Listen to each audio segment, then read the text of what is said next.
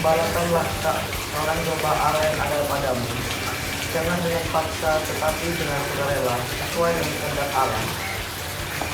Tidak hanya melalui khotbahnya, tetapi juga dalam tindakan nyata.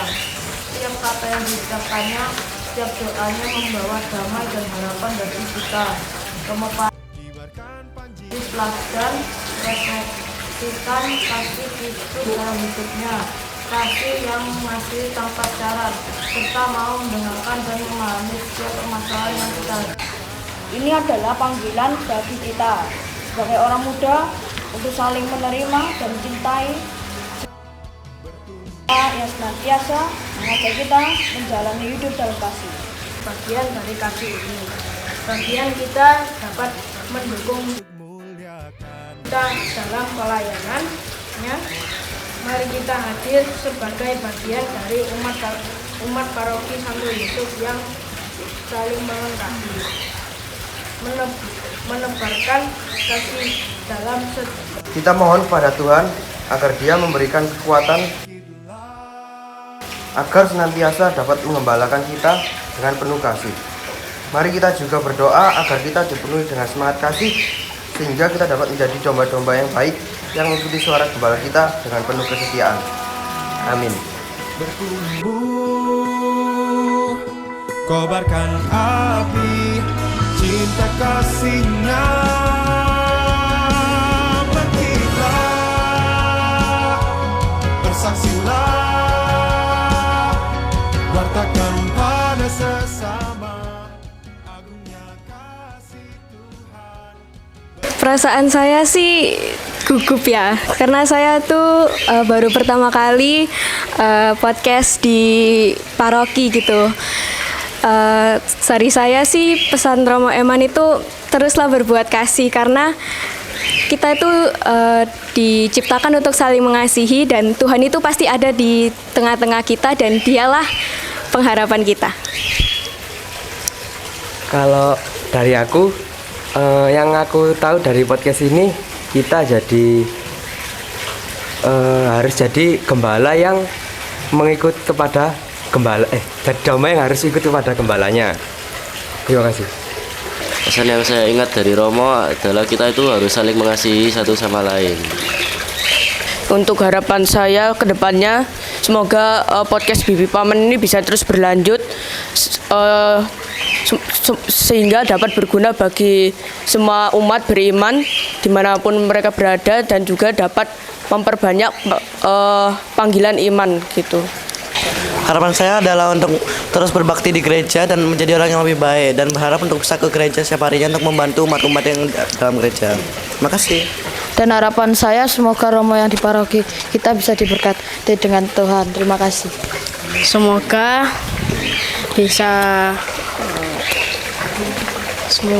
menjadi gembala yang baik dan bisa melayani dengan baik. Harapan saya setelah mengikuti sharing iman, kita bisa belajar bahwa pelayanan itu sangatlah penting untuk gereja dan masa depan kita.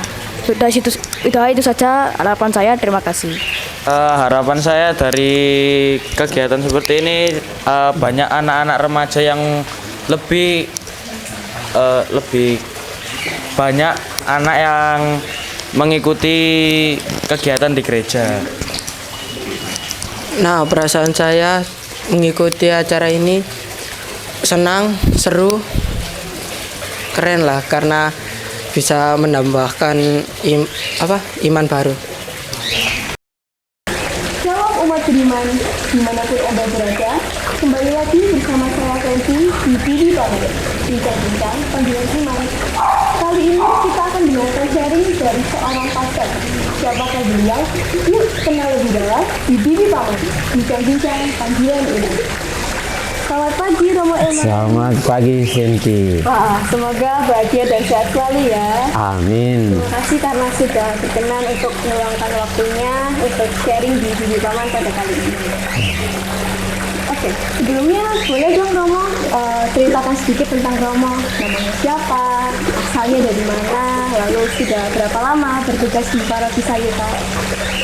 Baik, terima kasih banyak. Kalau Romo nama lengkapnya Romo Emmanuel B.S. Kase. Asalnya dari Uskupan Agung Kupang.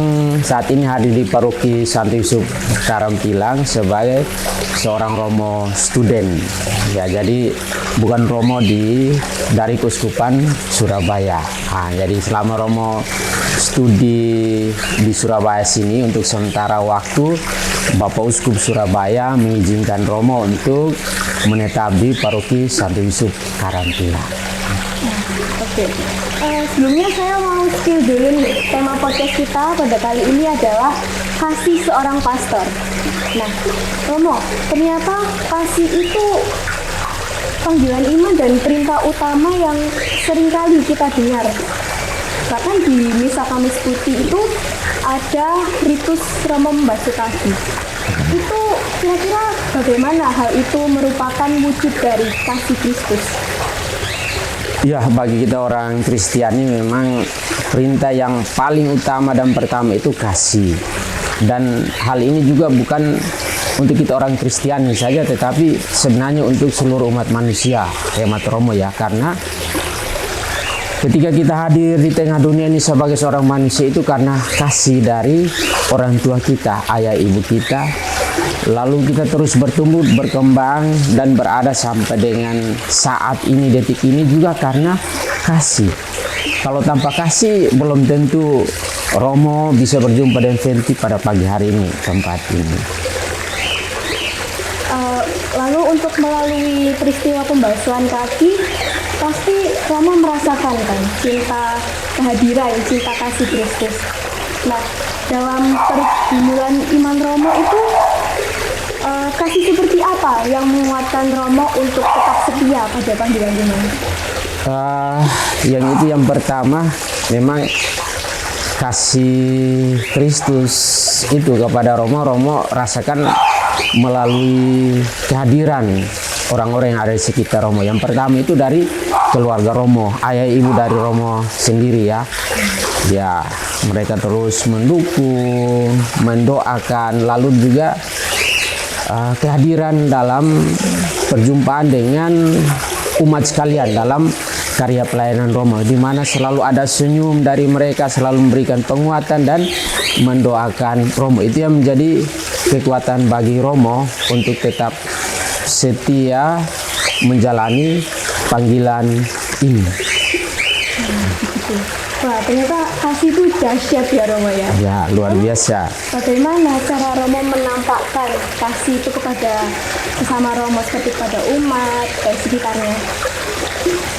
Ya, berbicara tentang kasih ini memang ya mudah sekali, tetapi ketika bagaimana kita mempraktekkan atau menghidupinya itu gampang-gampang sulit. Karena kadang ya ini yang pertama menurut Romo bahwa kita mau mengasihi itu selalu masih memperhitungkan untung ruginya ya. Dan kalau sudah seperti ini kadang kasih kita itu ya tidak sempurna. Lalu dalam untuk menghidupi ini yang pertama seperti Fenty tadi mengawali didasarkan pada peristiwa perjamuan Paskah, bagaimana keteladanan dari Tuhan Yesus memberikan contoh membasuhi kaki murid-muridnya. Ya, Romo berusaha untuk mengasihi tanpa itu menghitung apa untungnya bagi Romo, apa untungnya ruginya bagi Romo, lalu mengasihi siapa saja sejauh Romo bisa mengasihi. Yang sudah pasti kalau dengan kata-kata itu gampang, tetapi melalui tindakan.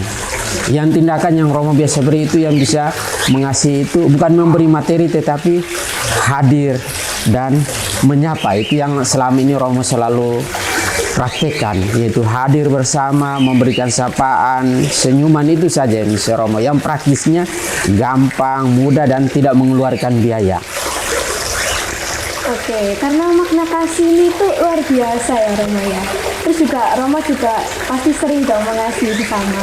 Nah, itu bagaimana cara Romo Eman itu menumbuhkan kerendahan hati dalam diri Romo Emang?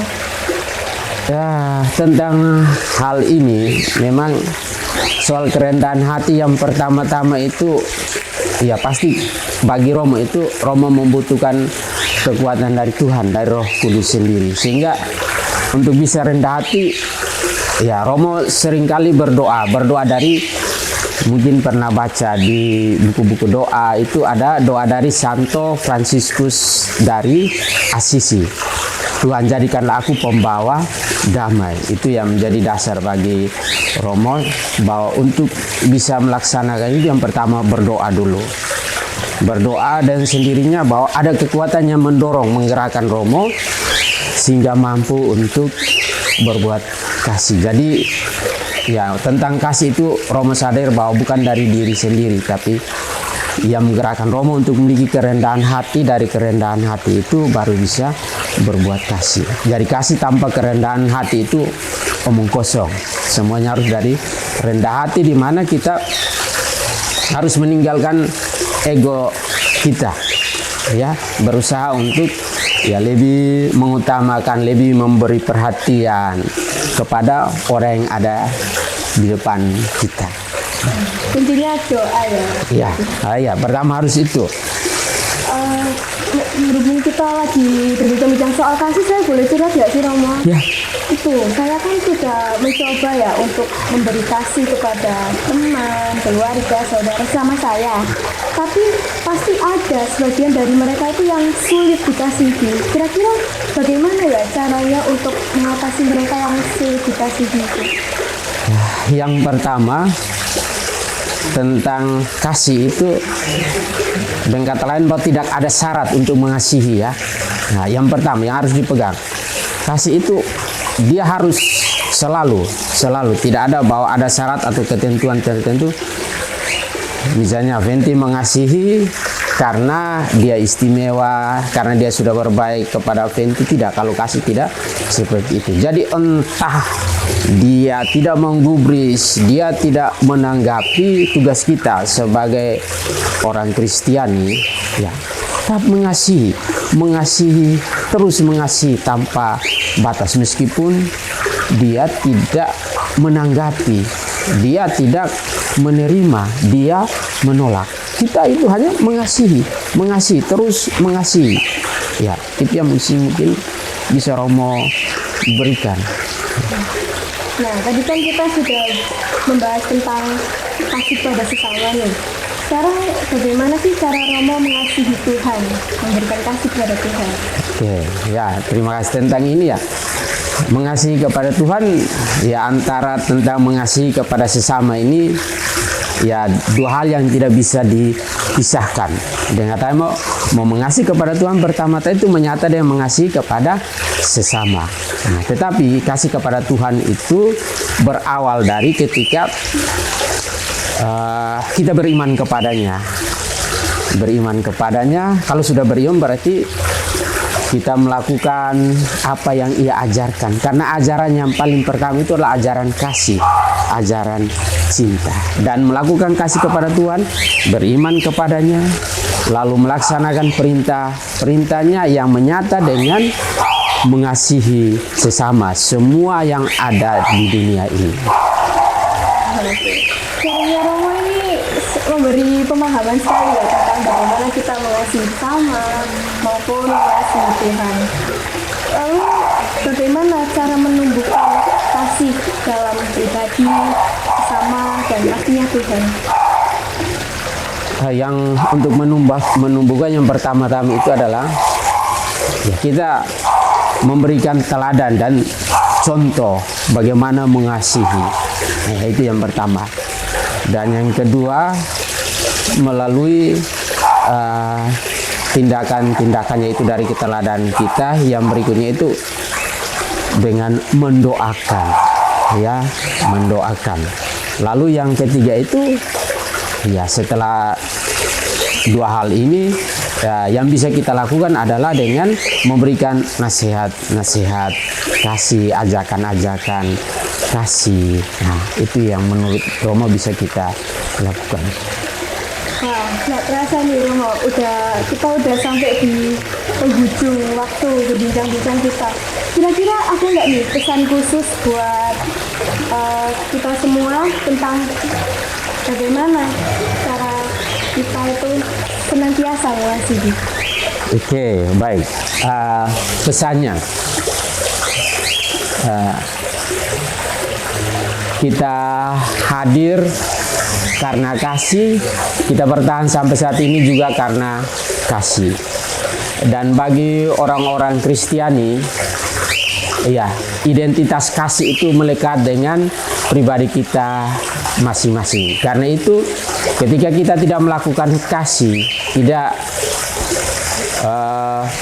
melakukan hal-hal yang baik, benar berdasarkan pada kasih, berarti kita mengingkari identitas kita sebagai pengikut Kristus, sebagai orang Kristen.